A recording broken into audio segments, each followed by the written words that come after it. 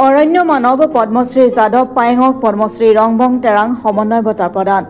কাৰ্বি আংলং জিলাৰ বকলিয়াঘাটৰ সিংথু প্ৰকাশনৰ উদ্যোগত আৰু বকলিয়াঘাট শতদল শাখা সাহিত্য সভাৰ সহযোগত বকলিয়াঘাট আঞ্চলিক যুৱ সংঘত এক গাম্ভীৰ্যপূৰ্ণ সভাৰ জৰিয়তে সোমবাৰে পদ্মশ্ৰী যাদৱ পায়েঙক প্ৰদান কৰা হয় নৱম পদ্মশ্ৰী ৰংবং তেৰাং সমন্বয় বঁটা। উল্লেখ্য যে 13 জানুৱাৰী তাৰিখটো অসম সাহিত্য সভাৰ প্ৰাক্তন সভাপতি বিশিষ্ট সাহিত্যিক পদ্মশ্ৰী ৰংবং তেৰাঙৰ জন্মদিন আৰু বিশিষ্ট সাহিত্যিকগৰাকীৰ এই জন্মদিনৰ লগত সংগতি ৰাখি বকলিয়াঘাটৰ সিংথু প্ৰকাশনে প্ৰতি বছৰে অসমৰ এগৰাকী বিশিষ্ট ব্যক্তিক নিৰ্বাচিত কৰি ৰংবং তেৰাং সমন্বয় বঁটা প্ৰদান কৰি আহিছে। এই বৰ্ষত এই বঁটা প্ৰদান কৰা হয় অৰণ্য মানৱ পদ্মশ্ৰী যাদৱ পায়েঙক। সোমবাৰে স্বাস্থ্যজনিত কাৰণত বিশিষ্ট সাহিত্যিক পদ্মশ্ৰী ৰংবং তেৰাং বঁটা প্ৰদান অনুষ্ঠানত উপস্থিত থাকিব নোৱাৰে যদিও তেখেতৰ সহধৰ্মিনী কাজিৰ খানচেপিয়ে বঁটা প্ৰদান অনুষ্ঠানত উপস্থিত থাকে।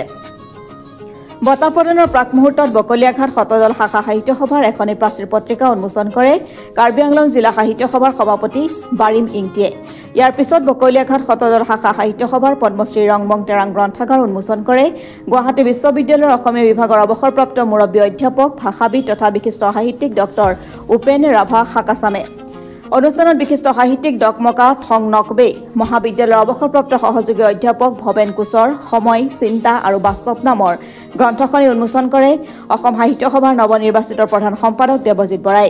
সভাত পদ্মশ্ৰী ৰংবং তেৰাং সমন্বয় বঁটা প্ৰাপক যাদৱ পায়েঙে অসমৰ ৰাইজক গছ নেকাটিবলৈ আহ্বান জনোৱাৰ লগতে ভাৰতৰ বাহিৰত বিশ্বৰ বিভিন্ন প্ৰান্তৰ পৰিৱেশ সম্বন্ধীয় সাৰগৰ্ভ ভাষণ প্ৰদান কৰে।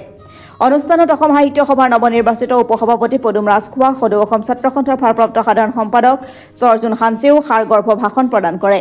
অনুষ্ঠানৰ আঁত ধৰে সিংথু প্ৰকাশনৰ স্বত্বাধিকাৰী তথা অসম সাহিত্য সভাৰ আঞ্চলিক সম্পাদক বিশ্বজ্যোতি হাজৰিকা, ভৱেশ ৰাজবংশী আৰু বকলিয়াঘাট শতদল শাখা সাহিত্য সভাৰ সভাপতি বীৰেশ হাজৰিকাই।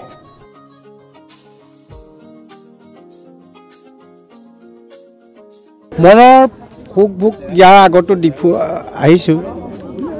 ডিফুলৈ আহিছোঁ ইয়াত আহি প্ৰশাসনৰ প্ৰগ্ৰেমত আহিছিলোঁ, কিন্তু এনে এটা সাহিত্যিকৰ অসম সাহিত্যকৰ ভাষা কলা কৃষ্টি সাংস্কৃতিৰ বিকাশ যিটো দি থৈ গৈছে অসমৰ বাবে তেখেতক শ্ৰদ্ধাটো সদায় জনাওঁৱে।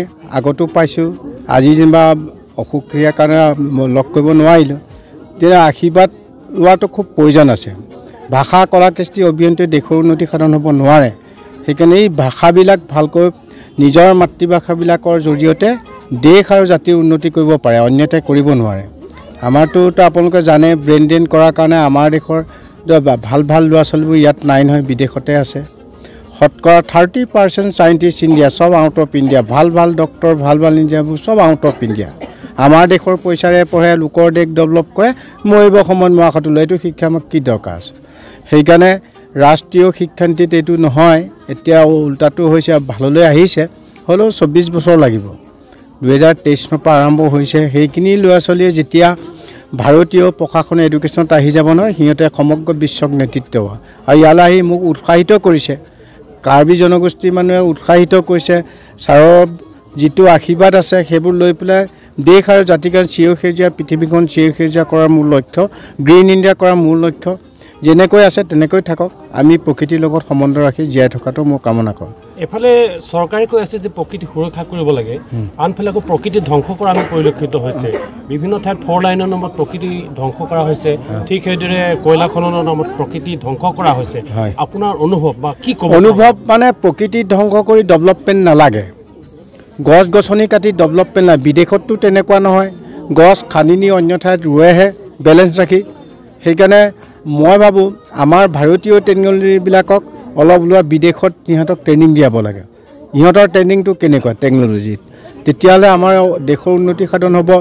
যি হৈ গ'ল, এতিয়া যিখিনি ভাৰতবৰ্ষত থকা ফৰেষ্টকেইখন সংৰক্ষণ কৰিলে ডেভেলপমেণ্ট কৰাটো, ফৰেষ্টকেইখন সংৰক্ষণ কৰিহে ডেভেলপমেণ্ট কৰিব লাগিব।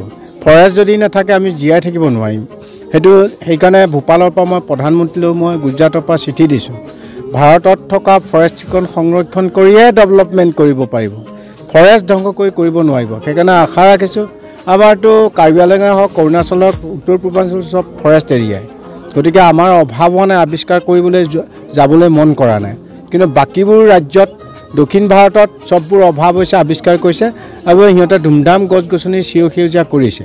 আশা ৰাখিছোঁ আমাৰ ইয়াতো যিখিনি নতুন প্ৰজন্ম আছে ইহঁতক শিক্ষা দিয়াটো মোৰ কৰ্তব্য আগত জন্মতে কেক কাছিল কেকৰ বুলি এজোপা গছ পুলি ৰুব লাগে প্ৰতিপালন কৰিব লাগে ডাঙৰ দীঘল কৰিব লাগে গছৰ গুণাগুণ গছৰ নাম জানিব লাগে আৰু যিসকল বন্ধু বান্ধৱক আমন্ত্ৰণ কৰি এজোপাকৈ গছ পুলি ৰুলে প্ৰত্যেকৰ এইটো কৰিলে সোনকালে চিৰসেউজীয়া অসম চিৰসেউজীয়া ভাৰত চিৰসেউজীয়া কৰিয়ে ৰাখিব চমুকৈ আপোনাৰ পৰা জানিব বিচাৰিম পাহাৰ ভৈয়ামৰ যি সমন্বয়ৰ কথা কোৱা হৈছে আপুনি কি বাৰ্তা দি যাব আজি পাহাৰ ভৈয়াম 7 চিষ্টাৰ এখনেই ৰাজ্য আগত এতিয়াই ভগাই লৈছে সেইটো প্ৰকৃতিক ভাল নোপোৱাৰ কাৰণে ভগাই লৈছে প্ৰকৃতি বেলেগ সৃষ্টি কৰা মানে ৰাজধানী বনাব ডেভেলপমেণ্ট কৰিব আৰু এইকাৰণে কিছুমান কথা আছে ধৰক আমি নিজে কৈছোঁ শিক্ষা বিভাগতে আছে শিক্ষা বিভাগত কি আছে নতুন বিল্ডিং আহিলে গছ কাটিয়ে বনায় ল'ৰা ছোৱালী দেখিয়ে আছে চৰকাৰে গছ কাটিয়ে ঘৰ বনাইছে শিক্ষক শিক্ষয়িত্ৰীসকলেও সেইটোকে দেখিছে কিন্তু এইটো কৰিব নালাগে ভেটি প্লেনটো বনাওঁতে ল'ৰা ছোৱালীটো মানুহ বেছিহে হ'ব ভেটি প্লেনটো মানে 5 মহল 6 মহলকৈ বনাব লাগে ভেটি প্লেনটো এটা ৰুম কমাই ভেটি প্লেনটো আগত বনাই ল'ব লাগে তাৰপৰা অনুদান আহিব ওপৰলৈ বনাই গৈ থাকিবলৈ মাটি অধিগ্ৰহণ কৰা মানে গছ কটা সেইকাৰণে যাতে তেতিয়া মাটিও ৰ'ব গছো মাটিটো বাঢ়ি নাযায় সেই কথাবিলাক চিন্তা কৰি বিজ্ঞানসন্মতভাৱে দীৰ্ঘম্যাদী আঁচনি প্ৰস্তুত কৰি সকলোখিনি কৰাটো মই কামনা কৰোঁ আপুনি ইতিমধ্যে কৈছে যে নগাঁও আৰু কাৰ্বি আংলঙত চেগুন গছৰ বাবে কেঞ্চাৰ হয় সেই বিষয়ে আগতো কৈছোঁ এতিয়াও কৈছোঁ আপোনালোকৰ বিশেষজ্ঞসকল কাৰ্বি আংলঙৰ পৰা এদিন কথা পাতিছোঁ আমাৰ এই ফিচাৰী হেৰিত মহাবিদ্যালয়ত তেতিয়া বোলে হয় বোলে আমি নিজে পাইছোঁ আমাৰ তাতে বহুত কেঞ্চাৰ হৈ গৈছে নগাঁৱত তেনেকুৱা উত্তৰ পূৰ্বাঞ্চলৰ ভিতৰত ক'ত যাব বোলে ট্ৰেইনত যাব ক'ত যাব কেঞ্চাৰ তামিলনাডু আকৌ প্লেনত যাব অসমীয়া গামোচাখন মাৰি যাব ক'ত যাব বোলে কেঞ্চাৰ তামিলনাডু সেইটো যাতে পৰিৱেশটো নহয় এইকাৰণে ৰিচাৰ্চ কৰিবলৈ কৈছোঁ মূলতঃ চেগুন গছৰ পৰাই কেঞ্চাৰ ৰোগ হোৱা বুলি আপুনি ধাৰণা এইটো হয়েই মানে তাত ফুল ফুলিলে মকৰাও বাঁহ নলয় সেইবোৰ নিজে চাব নিজৰ ঘৰত আছে নহয় চাগৈ এই কথাবিলাক আপোনালোকে সংবাদ মাধ্যমৰ জৰিয়তে এইখিনি বহুত কৰিব লগা আছে আমাৰ ক'ত ক'ত কি আছে আৰু কোনোদিন বিজ্ঞানীসকলে অসমৰ মাটি ৰিচাৰ্চ নকৰাকৈ জাহা তাহা গছবোৰে বিদেশৰ গছবোৰতে বা বহিৰাজ্যৰ গছবোৰতে আমাৰ হাতী আৰু মানুহৰ সংঘাত বান্দৰ আৰু মানুহৰ সংঘাত নেচাৰেলি গছবোৰ মৰি যায় আপোনালোকে নিজেই যাব ৰহাত গ'লে দেখিব নহয় ইউক্লিপটাছ নাৰিকল গছবোৰ মৰি গৈছে তাত থকা নেচাৰেল গছবোৰ মৰি গৈছে সেইটো নিজেই দেখিব পাৰিব ঠিক আছে